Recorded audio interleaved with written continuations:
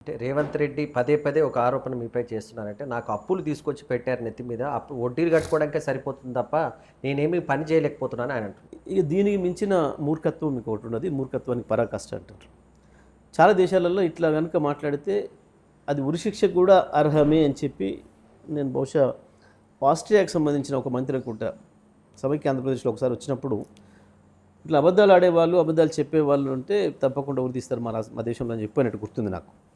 ఏదో ప్రాజెక్టుల విషయంలో మాట్లాడినప్పుడు.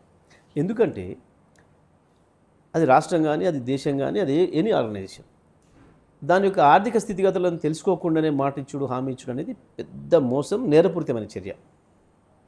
అది ఆయన మాట్లాడిని, ఇంకోటి మాట్లాడిని. రాహుల్ గాంధీ కూడా నాకు దేశంలో నాకు ప్రధానమంత్రి పదవి కావాలని తిరుగుతున్నాడు. ఇస్తారు దబ్బుకున్న. ఇచ్చిన తెల్లారి నాకు ఈ దేశం ఇట్లా ఉందని తెలియదు, ఈ దేశంలో 27 రాష్ట్రాలు ఉన్నాయని తెలియదు, ఈ దేశ బడ్జెట్ 2 లక్షల కోట్లు ఉందని నాకు తెలియదు అని అంటే కుదురుతుందా? అది ఎంత సిగ్గుమాలిన పని.